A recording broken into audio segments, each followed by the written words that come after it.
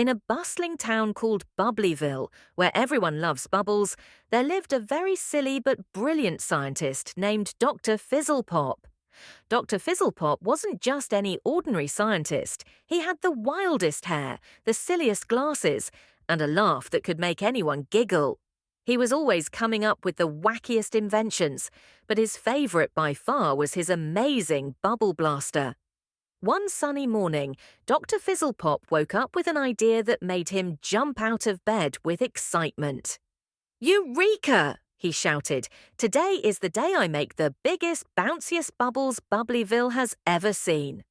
With a twinkle in his eye and a spring in his step, he headed to his lab, which was filled with all sorts of strange and colourful gadgets.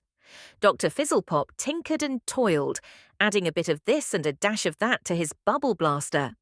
After what seemed like hours of mixing and measuring, he finally pulled the lever and… pop! A giant bubble shot out of the blaster, floating gracefully through the air. It was as big as a house and shimmered with all the colours of the rainbow. The people of Bubbleyville were amazed. They gathered around to watch the beautiful bubble drift through the sky. But Dr. Fizzlepop wasn't done yet. He wanted to create a whole bonanza of bubbles. He adjusted the bubble blaster to super-duper mode, and this time, when he pulled the lever, hundreds of bubbles of all shapes and sizes burst into the sky, filling the town with joy and laughter. But there was one tiny problem. The bubbles were getting too big. Soon they started bouncing off buildings, floating away with hats, and even carrying away picnic baskets.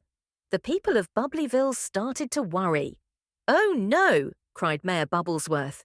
"We need to stop these bubbles before they take the whole town away." Dr. Fizzlepop scratched his head and thought really hard.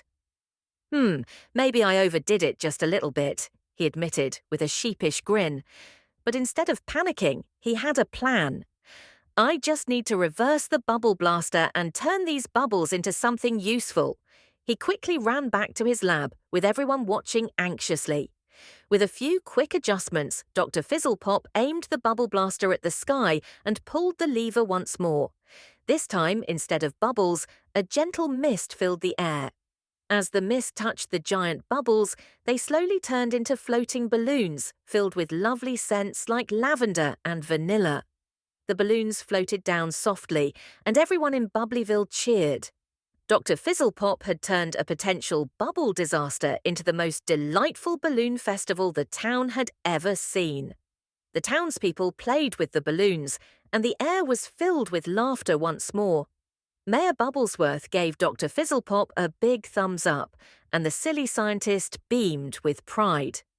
From that day on, Dr. Fizzlepop became known not just for his silly inventions, but for his ability to turn any sticky situation into a fun-filled adventure. And so, every year, Bubbleyville celebrated with the Bubble Blaster Bonanza, remembering the day when a little silliness brought a lot of joy to their town. And as for Dr. Fizzlepop, well, he was already in his lab, dreaming up his next big bubbly idea.